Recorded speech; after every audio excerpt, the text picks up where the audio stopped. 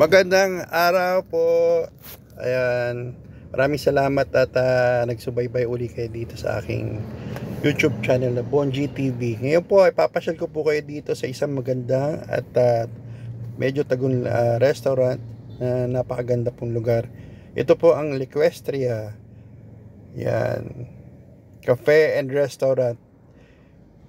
Dito po siya natatagpuan sa Alfonso, Cavite.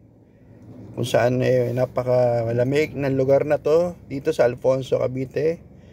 Papakita ko po sa inyo. Yan, napaka nature, napakasarap na ang lamig dito at malayang puno. Yan, nakita po yung ambience, nakita nyo po, napaka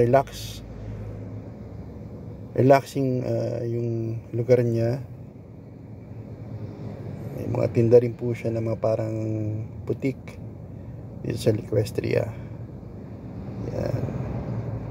Madami mga pwede nyo pang souvenir o pang araw-araw na po ng pwedeng panggamit. Maganda rin po lalo po dito na yung mga meeting, date.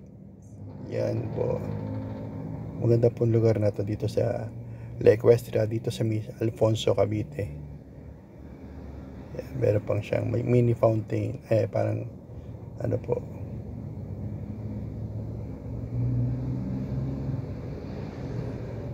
maganda po rito, ang lamig, napakalamig po dito, tamang-tama kumain, unwind, mag-date, magkaroon ng meeting, business meeting. Ayan, sa Equestria Cafe and Restaurant. Ito po yung mga ito po yung mga pagkain na tinitinda rito. Masarap po siya. Very affordable din po yung mga price ng mga pagkain. Mga pastries. Meron din po sila ng mga Indian foods, Filipino foods, at iba pa.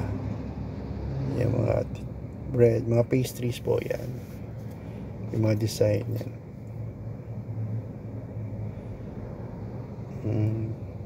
Masarap po yung mga pagkain dito.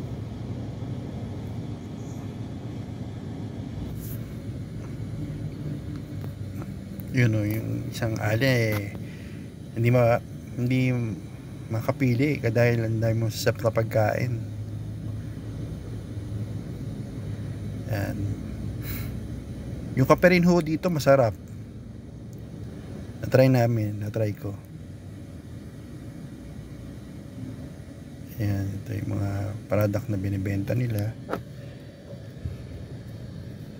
Ito yung mga Indian foods.